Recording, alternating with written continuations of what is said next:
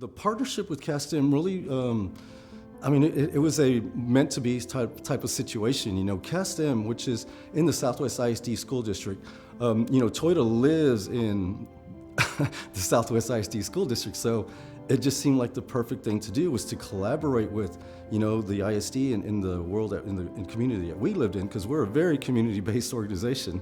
And so when we talked about partnering, and we heard CASTEM was one of the high schools that were going to be constructed along with Legacy High School, we were ecstatic about it.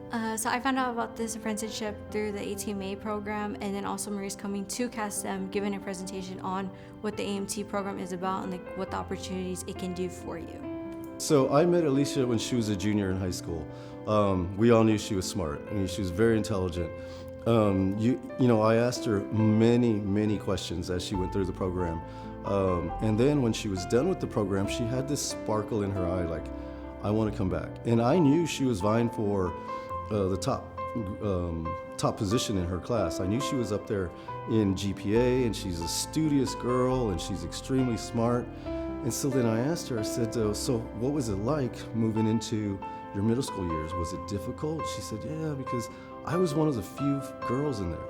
And so it was kind of, you know, intimidating, but I stuck with it. And she said that her dad really kind of encouraged her to continue if she liked it.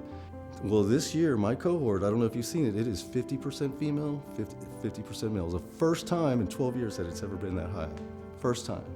Some of the results that we've seen are breaking the cycle, starting new pathways for opportunities that their families have never had.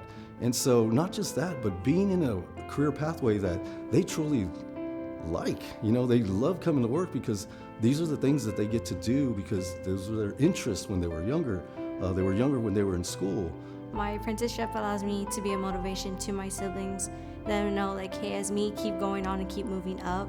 Like, go for it, take the risk, take the challenges, and just push through it, because in the end, you're gonna make it.